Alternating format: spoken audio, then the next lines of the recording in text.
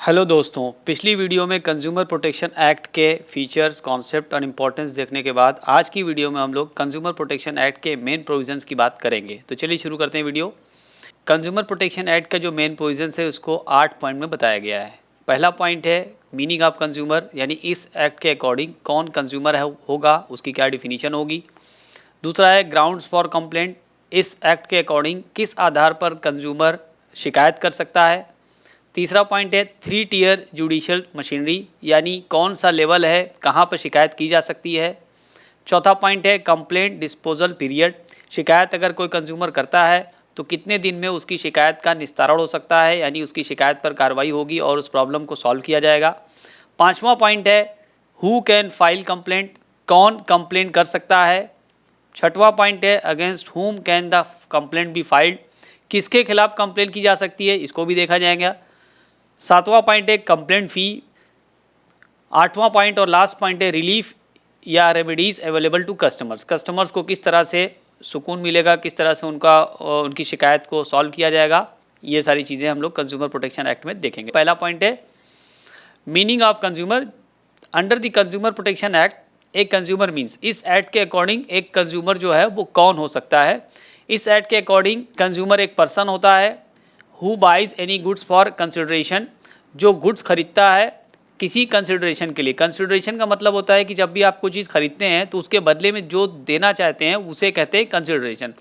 आमतौर से हम जब भी कुछ खरीदते हैं तो बदले में हम पैसा या मनी ही देते हैं, तो मनी ही कंसिडरेशन होता है। लेकिन अगर आप जब कुछ खरीदते हैं और उसके बदले मनी के अलावा कुछ देते हैं, मान लीजिए मनी के बदले आप कुछ और चीज़ देना चाहते हैं, तो जो भी चीज़ आप देना चाहते हैं बदले में वही कंसिडरेशन हो जाएगा।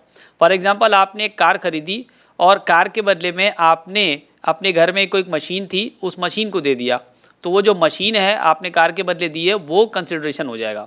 तो कहा जा रहा है कि एक पर्सन जो गुड्स खरीदता है किसी कंसिडरेशन के लिए विच हैज़ बीन पेड और प्रॉमिस, और वो कंसिडरेशन आपने पे कर दिया है या पे करने का प्रॉमिस किया है, और पार्टली पेड, या आपने उस कंसिडरेशन को अधूरा पे किया है यानी पूरा नहीं पे किया है, एंड पार्टली प्रॉमिस्ड, और आधा आपने प्रॉमिस किया है। जैसे मान लीजिए 1 लाख की आपने मशीन खरीदी और आपने 50,000 या 60,000 दे दिया और बाकी का पैसे का आपने प्रॉमिस किया कि इसको बाद में दे देंगे। और under any system of deferred payment, या ऐसी खरीद जो किसी भी डिफर्ड पेमेंट सिस्टम के अंदर हो। डिफर्ड पेमेंट सिस्टम बहुत सारा होता है जिसके अंदर आप पेमेंट तुरंत नहीं देते हैं बल्कि बाद में देते हैं। तो उसमें आप इंस्टॉलमेंट पेमेंट सिस्टम आप जानते ही हैं कि सामान खरीदा जाता है और उसको इंस्टॉलमेंट में दिया जाता है। तो ये जो इंस्टॉलमेंट पेमेंट सिस्टम एक तरह का डिफर्ड पेमेंट सिस्टम ही होगा। तो इस डिफिनीशन के अकॉर्डिंग वो पर्सन जो गुड्स खरीदता है किसी कंसिडरेशन पर, उसने पैसा दिया है या पैसा देने का प्रॉमिस किया है, आधा पैसा दिया है और आधे का प्रॉमिस किया है, या किसी और डिफर्ड सिस्टम के अंदर वो खरीदा हुआ है। आगे कहा गया है it includes any use of such goods. अब यूज की बात कही गई है कि ऐसे गुड्स जो उसने खरीदा है उस गुड्स का वो कोई भी यूज कर सकता है। When such use is made with the approval of the buyer, और ऐसा यूज बायर के अप्रूवल से होता है, but does not include a person who obtained goods for resale. लेकिन उस गुड्स को हम शामिल नहीं कर सकते हैं या उसके ऐसे यूज़ को शामिल नहीं कर सकते हैं जो कि रीसेल के लिए हो। यानी अगर कोई रिटेलर है, जैसे उसने गुड्स खरीदा है, उसने कंज्यूम करने के लिए नहीं खरीदा है बल्कि उसने बेचने के लिए खरीदा है, तो इस तरीके से कोई बेचने के लिए अगर खरीदेगा तो उसको हम यूज़ में नहीं मानेंगे, वो यूज़ नहीं हुआ, वो उसका रीसेल हुआ। तो उस तरह का जो परचेज होगा उसको हम लोग इस कंज्यूमर वाली डिफिनीशन में नहीं रखेंगे। तो पर्सन को खरीदना चाहिए और खरीदने के बाद यूज़ करना चाहिए, या यूज़ करने के लिए वो किसी और को दे दे तो भी ये पॉसिबल है। लेकिन अगर वो खरीदता है और रीसेल करने के लिए तो उस कंडीशन में उसको कंज्यूमर नहीं माना जाएगा। दूसरी बात करते हैं हम लोग, इसी में कंज्यूमर की और डिफिनीशन कही गई। सेकंड पॉइंट वो है सर्विस से रिलेटेड।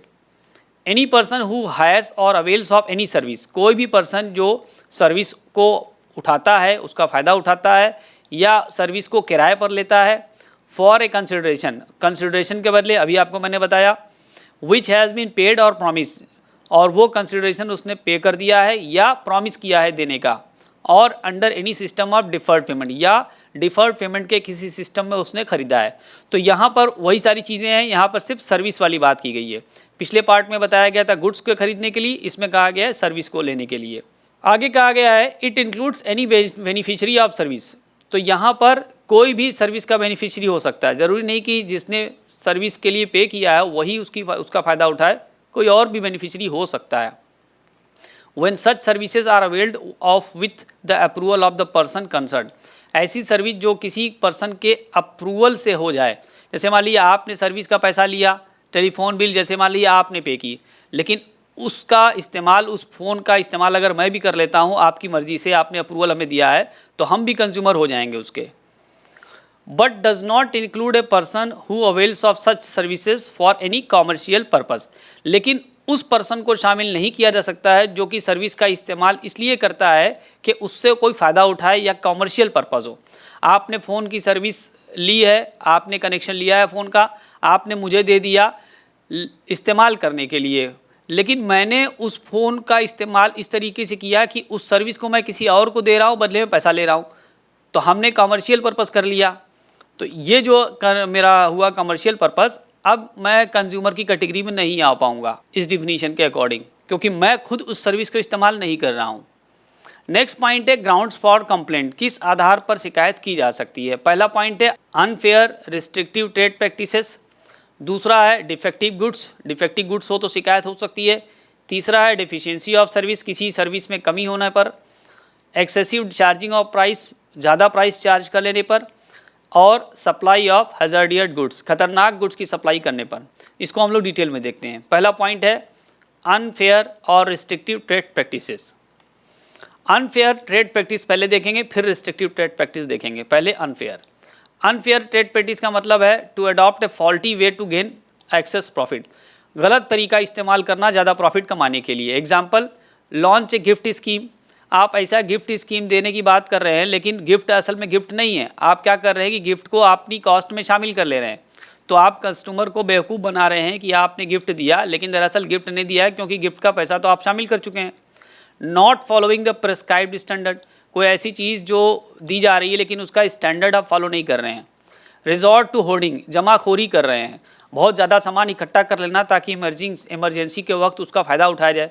जैसे अभी आपने सुना होगा कोविड-19 के वक्त में रेमडेसिविर इंजेक्शन को काफ़ी ज़्यादा लोगों ने जमा कर लिया, होर्डिंग कर ली, ताकि इसको महंगे से महंगे दामों बेचा जा सके, और लोगों ने बेचा भी। तो ये भी गलत है, इसे भी अनफेयर ट्रेड प्रैक्टिस की कैटेगरी में ही रखेंगे। दूसरा होता है रेस्ट्रिक्टिव ट्रेड प्रैक्टिसेस। इसका मतलब है selling goods with some condition, goods को किसी कंडीशन, किसी शर्त के आधार पर बेचना। जैसे selling car along the compulsory purchase of an insurance policy. Car बेचने वाली कंपनी है, वो कहती है कि कार आप खरीदिए, लेकिन साथ में आपको इंश्योरेंस भी हम ही से खरीदना पड़ेगा। तो ये तो मजबूरी हो गई। इस तरीके से आपने कंडीशन या शर्त लगा दी है इंश्योरेंस बेचने की, ये रेस्ट्रिक्टिव ट्रेड प्रैक्टिसेस की कैटेगरी में आएगा। दूसरी जो कैटेगरी हो सकती है, दूसरी जो वजह हो सकती है शिकायत की, वो हो सकती है डिफेक्टिव गुड्स। तो किसी प्रोडक्ट की क्वांटिटी सही ना हो, क्वालिटी सही ना हो, पोटेंसी सही ना हो, यानी वो जिस लायक होना चाहिए, जिसके लिए आप खरीद रहे हैं, वो काम नहीं कर पा रहा है। प्योरिटी नहीं है उसकी। सोने के केस में या बहुत सारी चीज़ों में आप देखते होंगे कि सोना प्योर नहीं होता, उसमें मिलावट कर दी जाती है, ऐसी भी चीज़ें आप पाते होंगे। तो उसकी पूरी शुद्धता नहीं है।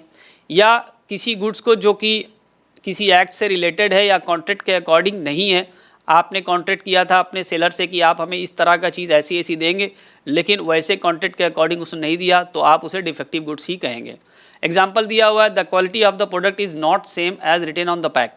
ये भी हो सकता है कि प्रोडक्ट की जो पैकेट है, पैकेट पर लिखा हुआ है कि उसकी क्वालिटी ऐसी है और उससे ये चीज़ें होगी, लेकिन असल में जब आप उसको इस्तेमाल करने के लिए आए तो उसमें वो क्वालिटी नहीं मिली, तो आप उसे डिफेक्टिव गुड्स ही कहेंगे। नेक्स्ट है डिफिशियंसी ऑफ सर्विस, सर्विस में किसी तरह की कमी होना, कोई प्रॉब्लम होना। Examples of deficiency in services are unnecessary delay in providing loan by bank. अब यहाँ पे हम लोग सर्विस की बात करेंगे। बैंक का सारा प्रोसीजर पूरा हो गया है, आपने सारी फॉर्मेलिटीज़ पूरी कर ली है, लेकिन बैंक ज़बरदस्ती बिना किसी वजह के डिले कर रहा है, आपको लोन नहीं दे रहा है, तो ये एक तरह की डिफिशियंसी इन सर्विस है। Unnecessary delay in giving final touch to the claims by the insurance company. आपने इंश्योरेंस कंपनी को क्लेम किया, कोई लॉस हुआ था, कोई नुकसान हुआ था, आपने कंपनी को क्लेम किया, लेकिन इंश्योरेंस कंपनी ज़बरदस्ती अननेसेसरी डिले कर रही है, आपको क्लेम नहीं दे रही है, उस क्लेम का अमाउंट नहीं दे रही है, तो ये भी डिफिशियंसी ऑफ सर्विस है। Unnecessary delay in supplying goods by the transport company, transport company goods को सप्लाई करने में डिले कर रही है। Wrong billing by the electricity and telephone departments, electricity department से गलत बिल का आ जाना, आप देखते होंगे अक्सर ऐसा सुनने में मिलता है कि इलेक्ट्रिसिटी डिपार्टमेंट से जो बिल आई बिजली की वो काफ़ी ज़्यादा आ गई, जबकि आपने उतना कंज्यूम किया भी नहीं था। या टेलीफोन डिपार्टमेंट से जो बिल आई वो भी ज़्यादा आ गई, आपने उतनी बात नहीं की है लेकिन बिल ज़्यादा आ गई है। तो ये सब चीज़ें डेफिशिएंसी ऑफ सर्विस की कैटेगरी में आएगी और इसकी शिकायत की जा सकती है। नेक्स्ट है ground excessive charging of price, ज़्यादा प्राइस चार्ज कर लेना। ज़्यादा प्राइस चार्ज इस तरीके से किया जा सकता है, price written on the pack of the product, आप प्रोडक्ट के पैक पर जो प्राइस लिखा है उसको आप देखें, price written on the product या प्रोडक्ट के ऊपर कोई प्राइस लिखा हुआ उसको आप देखें। Price decided by any act, किसी एक्ट ने किसी प्रोडक्ट का प्राइस तय कर रखा है कि इस प्रोडक्ट को इतने में बेचना है, इससे ज़्यादा में नहीं बेचा जा सकता। कई बार सरकारें दाम तय कर देती हैं इसलिए ताकि उसकी चोरी ना हो, लोग उसको ज़्यादा से ज़्यादा महंगे दामों पर ना बेचें, लोगों का एक्सप्लॉयटेशन ना हो, इसलिए सरकार कई बार चीज़ों का दाम तय कर देती है। तो अब जैसे एग्जांपल यहाँ पर है कि एक book seller charges ₹200 for a book which has its market price of 150। एक किताब जो कि मार्केट में 150 की है, 150 में मिलनी चाहिए, लेकिन कोई सेलर ऐसा है जो आपको उसे 200 में बेच रहा है। तो ये जो ₹200 है वो मार्केट प्राइस से ज़्यादा ले रहा है, ये एक्सेसिव चार्जिंग ऑफ प्राइस का केस हो जाएगा और आप इसकी शिकायत कर सकते हैं। अगली शिकायत आप कर सकते हैं किसी खतरनाक प्रोडक्ट के लिए, if the product which can prove hazardous for life and sold without proper information. देखिए प्रोडक्ट खतरनाक है, बेचा तो जा रहा है और लेकिन उसकी इन्फॉर्मेशन होनी चाहिए, उसमें लिखा होना चाहिए कि भाई इस तरह का प्रोडक्ट है, आपको ऐसे यूज़ करना है, ऐसे यूज़ नहीं करना है। जैसे एग्जाम्पल है कि प्रेशर कुकर, तो प्रेशर कुकर के बारे में लिखा होना चाहिए कि प्रेशर कुकर को कैसे इस्तेमाल करना है, क्योंकि इसमें फट जाने का चांसेस होता है। उसके अंदर आप देखते होंगे प्रेशर कुकर में सेफ्टी वाल्व होता है, तो सेफ्टी वाल्व का सही इस्तेमाल होना चाहिए। इलेक्ट्रिक अप्लाइंसेज, बिजली के सामान, क्योंकि बिजली में झटका लग सकता है, इंसान की जान जा सकती है, वो भी खतरनाक हैजार्डियस गुड्स की कैटेगरी में आ सकता है। कुकिंग गैस, ये भी है, सिलेंडर गैस का आप देखते होंगे, वो भी खतरनाक चीज़ है। तो इन सभी चीज़ों के बारे में पूरी इन्फॉर्मेशन होनी चाहिए। अगर नहीं इन्फॉर्मेशन होती है और कंज्यूमर उसका इस्तेमाल ठीक से नहीं कर पाता है तो उसको जान का खतरा हो सकता है। तो ऐसे केस के लिए भी कंज्यूमर शिकायत कर सकता है। 3 टियर जुडिशियल सिस्टम, ये देखना है कि अब जो शिकायत की जाएगी कहाँ कैसे की जा सकती है। तो इसका 3 लेवल होता है।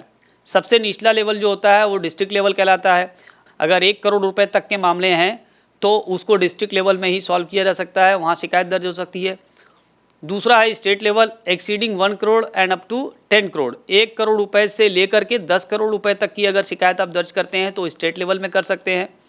और तीसरा लेवल जो लास्ट लेवल है वो है नेशनल लेवल, एक्सीड्स ₹10 करोड़, अगर 10 करोड़ रुपए से ज़्यादा का केस है, आपने कंप्लेन किया है या करना चाहते हैं तो आपको नेशनल लेवल पे कंप्लेन करनी होगी। इसके बारे में बहुत डिटेल में हम एक दूसरा वीडियो बनाए हुए हैं जिसको आप देख सकते हैं। इसमें यहाँ पर हम ब्रीफ में ही सिर्फ बता रहे हैं, डिटेल में देखने के लिए आपको, डिटेल में समझने के लिए दूसरी वीडियो आपको देखना पड़ेगा।